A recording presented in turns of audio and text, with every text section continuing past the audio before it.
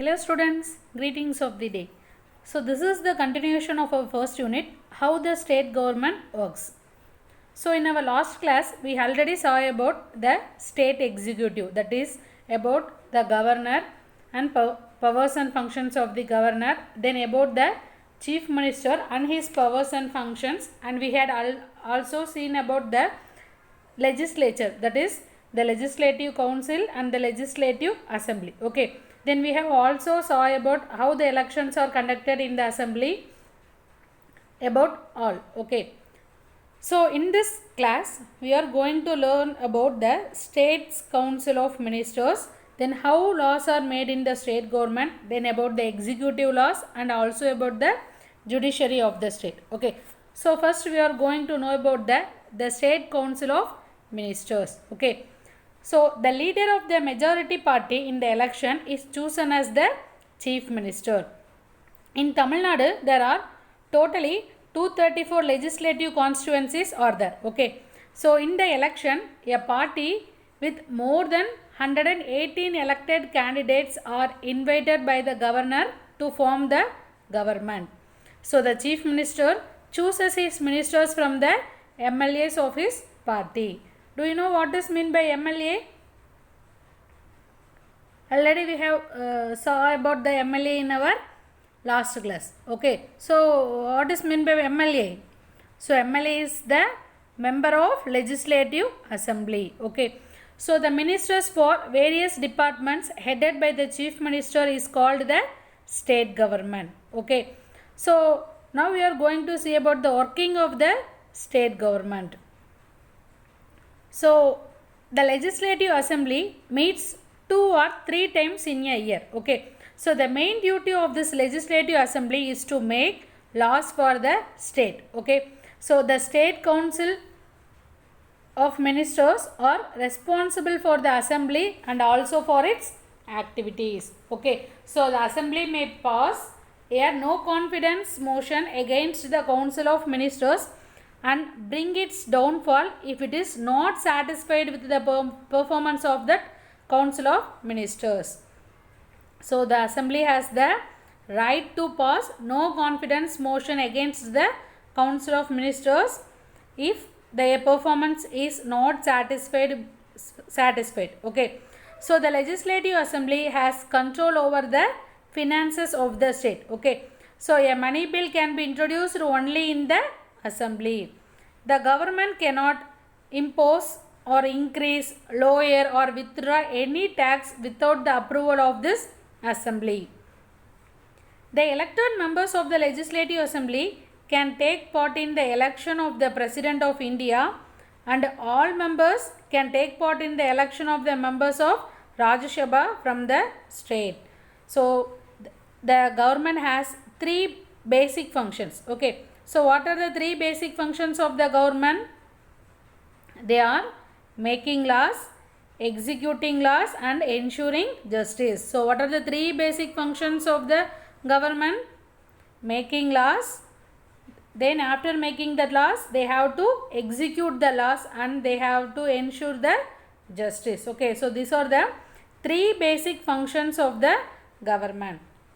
So now let us see about how the laws are made in the state government. So how the laws are made in the state government?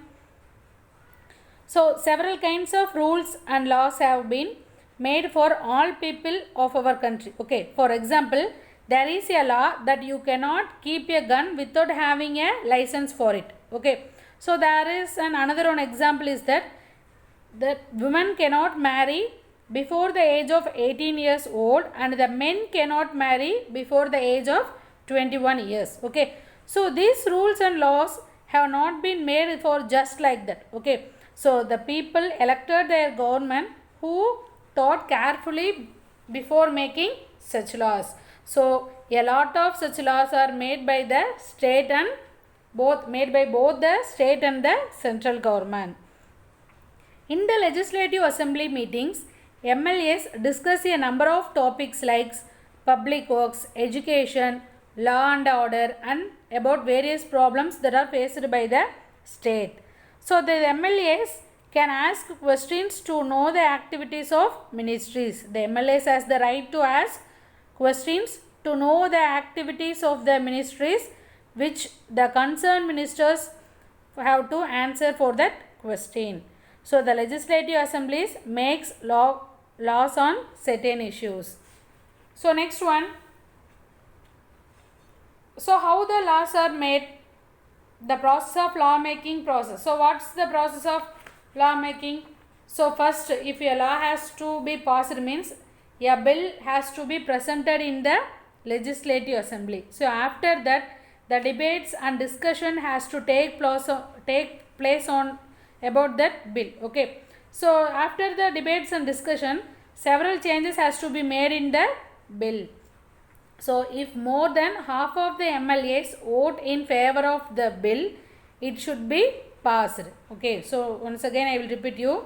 If more than half of the MLAs vote in favor of the bill, it is said to be passed. Okay, so the bill needs to get assent of the governor before it became an act. Okay, so the bill needs to get assent of the governor to become an act. Okay, so next one, executing laws. Okay, so it is the job of the state's council of ministers to execute the laws. Okay, so it is the job of each minister to execute, that is to implement the law. Okay, so the place where the state's legislative assembly is located and where its council of ministers function is called the capital of the state. Okay, so once again I will repeat you. The place where the state's legislative assembly is located and where its council of ministers function is called capital of the state. So do you know which is the capital of our state, Tamil Nadu? Yes, Chennai. Okay, so Chennai is the capital of our state. So the state government has several lakhs of government employees to execute the laws made by the legislative assembly. Okay, so who are the government employees? The collectors, tahsildars, block development officers, that is BDO, revenue officers, village administrative officers, policemen, teachers and doctors, etc. Okay, so these are the government employees who are acquired by the government to execute the laws. Okay, so these government officials, they are paid salaries by the state government. So these employees, government employees, they have to follow the orders of the state government. Okay, so next one, judiciary of the state. Okay, so now we are going to see about the High Court. The High Court stand at the apex of the state judiciary. Do you know what is meant by apex? At the top. Okay, it's the first level. Okay, so the High Court stands at the apex of the state judiciary. As per the constitution, there shall be a High Court in each state. So as per the Constitution of India, there should be a High Court in each and every state. Okay, but there may be a common High Court for two or more states and union territories. Okay, so there may be a common High Court for two or more than a state or the union territories. Okay, the state High Court consists of a Chief Justice and other judges. Okay, so who will appoint the Chief Justice and the other judges? The High Court of the Chief Justice of the High Court is appointed by the President. Okay, so he is appointed by the President. So the number of judges in the High Court is not uniform and it is not fixed. It may differ from one time to another time. So the President appoints the Chief Justice of the High Court with the consultation of the Chief Justice of India and the Governor of that particular state. Okay, so a judge of High Court must have some qualification. Okay, so what are the qualification to become a judge of the High Court? So he must be a citizen of India. The first qualification is he must be a citizen of India. Then he must have at least 10 years experience as head of the judicial affairs. So he must have at least 10 years experience as the head of the judicial office. So he must have at least 10 years experience as an advocate in one or more high courts. Okay, so what are the qualification of a judge in the high court? He must be a citizen of India. He must have at least 10 years experience as the head of the judicial office, or he must have at least 10 years experience as an advocate in one or more high court. A judge of the high court hold office until he completes the age of 62 years. A judge of the high court can be removed from the office only for proven misbehavior or his incapacity, and only in the same manner in which a judge of the Supreme Court is removed. So next one, let us see about the powers and functions of the High Court.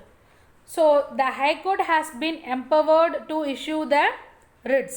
Okay, so a writ is an amendment, that is a command. Okay, so that a writ means it is an order of the court. Okay, a writ is an order of the court. Okay, so the High Court has been empowered to issue writs of habeas corpus, mandamus, prohibition, certiorari and quo warranto. So the High Court has been empowered to issue this writs. Okay, so every High Court has a general power over all the lower courts. So High Court has a general power over all the lower courts. The High Court controls all the subordinate courts in the state. So it is the head of all the subordinate court in that particular state. So like the Supreme Court, the High Court also acts as a court of record. So it also acts as a court of record. Then for the purpose of judicial administration, each state is divided into a number of districts. So under that jurisdiction of the district judge. Okay, so for the purpose of judicial administration, each state is divided into a number of districts. The district court judges were appointed by the governor. The High Court enjoys full powers and freedom to act within its jurisdiction. So the High Court, it has the full power and freedom to act within the jurisdiction. So students, have you all clear about it?